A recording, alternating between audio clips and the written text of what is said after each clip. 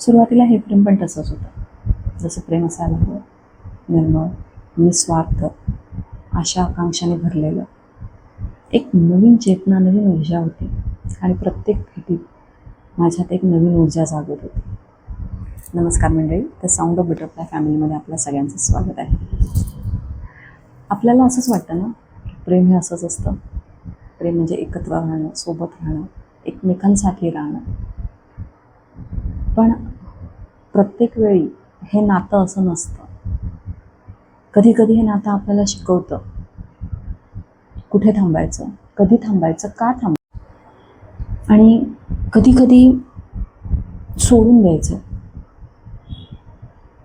का सोडून द्यायचं, कधी सोडून द्यायचं, हे सुद्धा हे नातं शिकवत असतं. हे थोडं विचित्र वाटेल, पण हे सत्य आहे. आयुष्यात येणारी प्रत्येक नाती शेवटपर्यंत जात नसतात.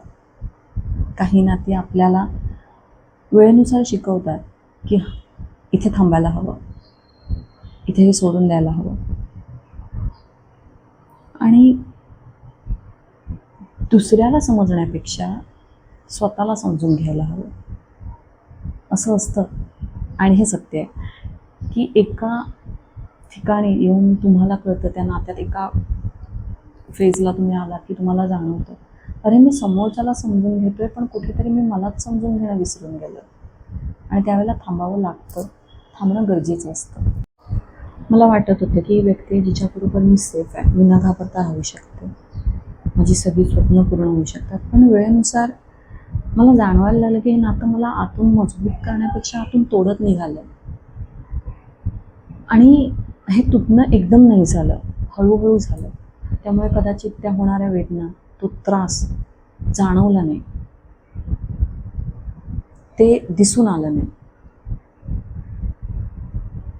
मी असं नाही म्हणत की या प्रेमाने मला काही दिलं नाही. या प्रेमाने मला खूप काही दिलं.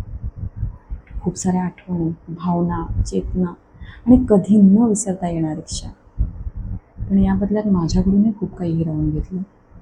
माझी मनशांती, माझी स्पष्टता, माझा स्वतःबद्दल असणारा कॉन्फिडन्स, माझ्या भावना, माझा सेल्फ रिस्पेक्ट, माझा स्वाभिमान.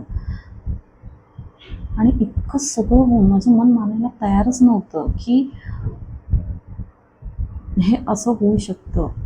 कारण आपल्याला असं वाटत असतं, प्रेम म्हटलं की वेदना आणि त्रास, विरह हा येतोच. पण वेळ आपल्याला हळूहळू शिकवते की प्रेमात वेदना आणि विरह हा प्रेमापेक्षा जास्त झाला तर थांबायला हवं, क्षणभर विचार करायला हवा की इथे थांबणं खरंच गरजेचं आहे का. स्वतःच्या सेल्फ रिस्पेक्टचा, स्वाभिमानाचा विचार करायला हवा. कारण जर या परिस्थितीतही आपण पुढे निघालो तर एक वेळ अशी येईल की आपण जगत तर असू, पण आपल्यामध्ये भावनाच नसते, कोणत्याही प्रकारच्या फिलिंग्स नाही आहेत, तर ते जगणं नाही राहत. म्हणून म्हणते, प्रत्येक वेळेला प्रेम हे शेवटपर्यंत नाही जात. काही ठिकाणी, काही वेळेला थांबावं लागतं, सोडून द्यावं लागतं, आणि तो आयुष्याचा योग्य निर्णय असतो. बघा, विचार करून पटलं तर. थँक्यू.